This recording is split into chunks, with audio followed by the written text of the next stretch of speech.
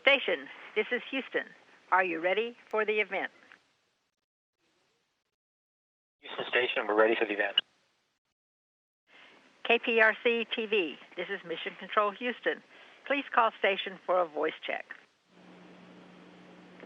Station, this is KPRC-TV. How do you hear me? KPRC, this is Station. I've got you loud and clear. That's great, Mr. Burbank. Thank you for your time. It's a pleasure to speak with you. Can you start with an overview of the mission here and anything of any particular interest to us on Earth?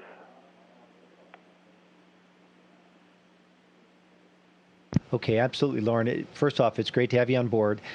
We have been here, myself, Anton Shkaplerov and Anatoly Ivanishin, my two Russian cosmonauts, for just about 4 weeks now, I guess, today, I guess.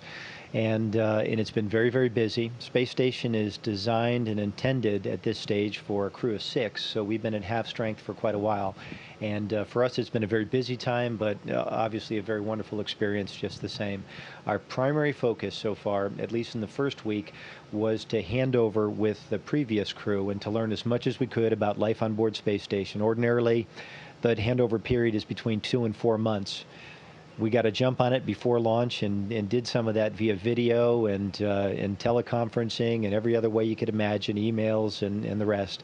And then once we got on board, we had a whirlwind week or so with them and basically put our hands on hardware, watched over their shoulder as they did all the things they do to keep this great space station working and tried to learn as much as we could. And since then, we have on a fairly regular basis called them to ask them questions when things have come up. Mr. Burbank, what will it be like with that 6-person crew once you get it? Are you looking forward to having that company up there and some help, I imagine? Well, Lauren, first off, they're good friends, so it'll be great to have them on board. They're actually going to come here just before the Christmas holidays, so we're going to have them here in time for Christmas and New Year's, and got a few things planned for that. But from the work side of things, it'll also be just wonderful to have their brain power and their horsepower to help us do the things that we do to keep Space Station working and keep the research going. It's been a very busy, like I say, 4 weeks. And as soon as we get them on board, it's going to be almost busier, I think, because there's so many things we have on our plate between the time they arrive and the time that at least the 3 of us, our crew, are going to be departing in mid-March. Mr. Burbank, we know the Russians are instrumental now getting you folks up and down to space, but then I hear about the Chinese on their way to building their own space station. Are we sort of in a new space race? Do we celebrate these achievements of the others?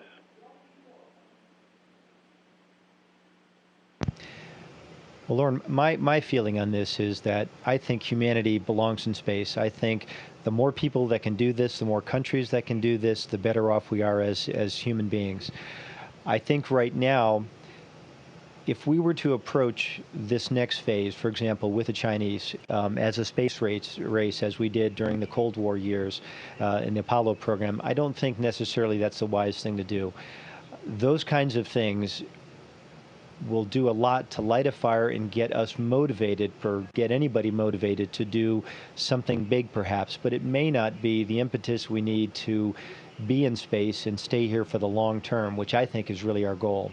So what we're doing on International Space Station is a much more cooperative endeavor, and we've got 15 nations that are all working on this together.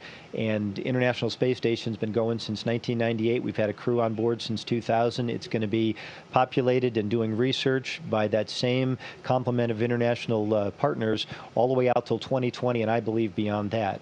That's the kind of thing that'll give us a long-term space program that'll benefit all of us. So, Mr. Burbank, anything particular that you would like to see from NASA for the future of space exploration? Obviously, the shuttles are gone now, and I think all of us here are wondering, hey, where do we go from here? What's next? No, I think all of us that flew on the space shuttle and all of us that worked in that program felt a tinge of regret when the shuttles were retired, but the fact is that the shuttle did the thing that it was exquisitely well designed to do, and that was to build the International Space Station. But the space shuttle is not the kind of vehicle if you want to leave low Earth orbit, and that's what I think our next goal should be. So the kinds of research we're doing on space station will answer the questions about how to keep humans healthy and productive in space long enough to go back to the moon, to stay, and on to Mars and asteroids. Those are the kinds of things, that's where I think our destiny is. So I think NASA's job right now is to put in place and to develop the kinds of capability that'll get you beyond low Earth orbit. We need to continue to do the research that'll support that on space station. But I think the piece that includes coming from the surface of planet Earth to low Earth orbit, I think it's very appropriate to now have commercial companies be able to take the ball and run with that, and let NASA do the next most difficult thing, which is leaving low Earth orbit. I think that's appropriate. I'd like to take this story on a different angle. Literally, our morning meteorologist, Anthony Yanez, loves to show some of the NASA pictures of the day. I mean, you guys have seen dust plumes, storms, volcanoes, but there was one in particular of Antarctica that was taken in early October, which it looked as if the space station, you could have been standing on a mountaintop across the way. It was a fascinating view. What has that been like, and does that Antarctica picture ring a bell?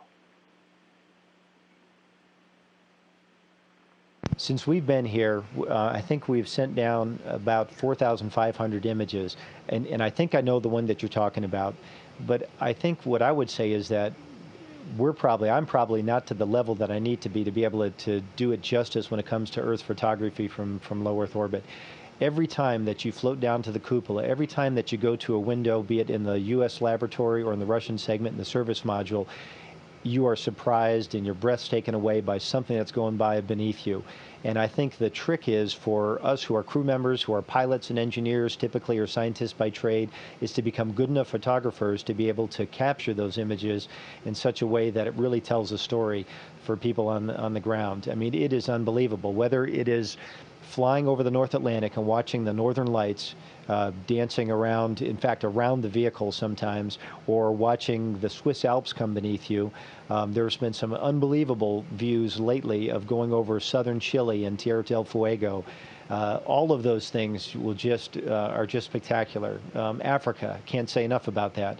And I think you're going to continue to see better and better shots, and at least for me, I hope they'll continue to be better. But it's a wonderful place, and it's a wonderful planet that that we're fortunate enough to be able to see from this vantage point. Well, they are incredibly captivating, I know, for us on Earth. We have just a couple of minutes left, sir. I guess I know you have some of the other crew members coming up right before the holidays. So you've got some more friends there with you. What is it like being so far away?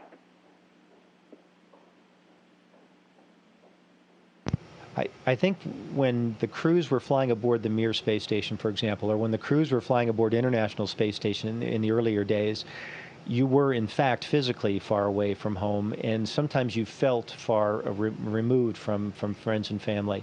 On board International Space Station right now, it's not like that. In a very real sense, we're very close to the people that are watching over space station. We're very close to our families and friends. I'm actually able to call my family and see them and talk to them more often now on board space station than I could often in the 2 years or so leading up to flight, when we would be traveling overseas and communication would be more difficult. So in a virtual sense, we're much closer than has at least been in the past. So that part is, I think, really important. It doesn't mean that when it's time to come home and I get to see my family again for the first time after 5 months or so, that it won't be about the best thing that I've ever done.